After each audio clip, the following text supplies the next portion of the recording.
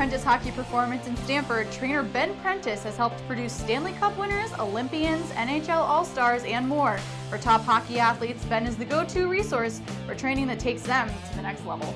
You got your start how? When I was a kid, my father was a power lifter and weightlifter, so he moved us out to Venice, California when I was 2 years old, and I grew up playing hockey and playing basketball and baseball, and I was an athlete my whole life. I actually went to college to play sports, and then when that sort of hit the ceiling, I learned exercise science and biomechanics and those kind of things, and my first break was I worked for a guy named Charles Poliquin who trained tons of NHL guys. I opened my gym in 2000, going on 17 years later, here we are. You're a level 5 trainer, so explain to me really what that means. You have to have trained an athlete that has medaled in the Olympics. I had Jessica Zelenka, who was a decathlete. She was in the London Olympics. And then on the hockey level, I had Marty St Louis, Ryan Shannon in the World Cup, Quickie, Kevin Shattenkirk.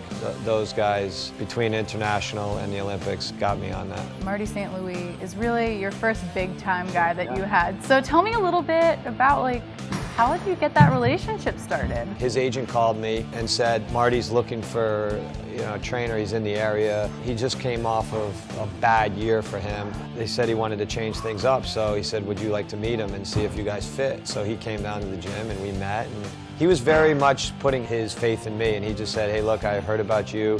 I want to get stronger, faster, the things that most guys do, and we just clicked. You have worked with 29 of the 30 NHL teams, except for the Winnipeg Jets. So what is up with Winnipeg? I mean, come on.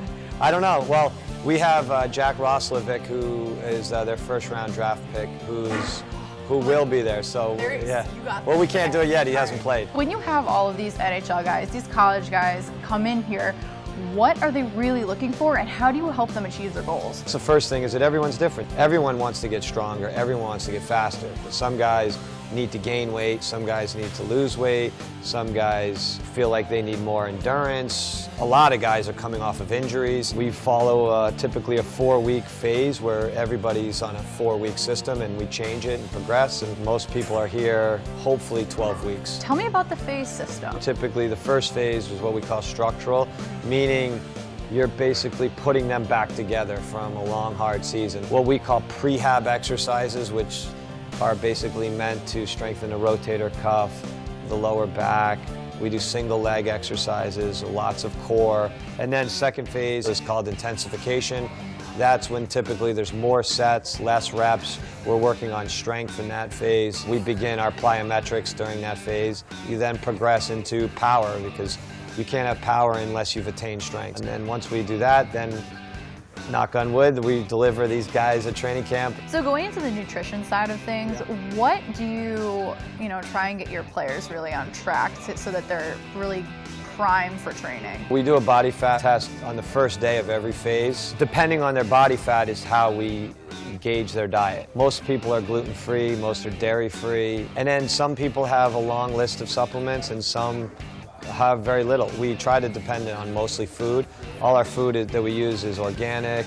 So everybody's different. Some guys, like I said, who need to eat weight will eat what we call clean carbs, which would be sweet potatoes and quinoa. And then certain guys that need to lose fat might eat more vegetables, so it all depends. How does training these NHL players that may have ended the season with an injury, how are you getting them ready? And then how are you preparing them so that they are not re-injuring themselves? It's all step by step. So in the beginning of the summer, they don't do any running or skating. It's just training.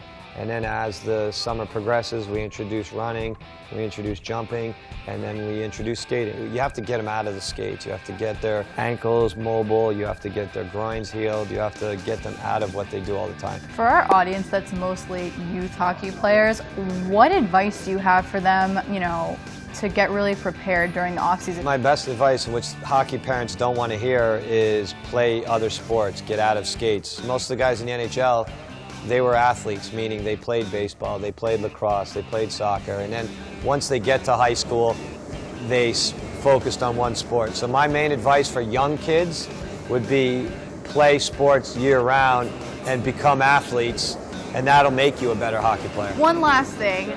What makes your gym special? We're trying to create a nice culture here and a nice environment and not look like a gym, so to speak. So with the wood and the brass and we're just making a different look. We're roughly doing 120 appointments a day, so we're looking at 640 sessions a week. We have 13 coaches here in the summer, and I try to ingrain on them that, hey, look, we're lucky to have this opportunity, and we're fortunate, and hopefully it builds each summer, and we continue to do the right thing. Absolutely. Well, thank you so Thank you for much. I coming. really appreciate it.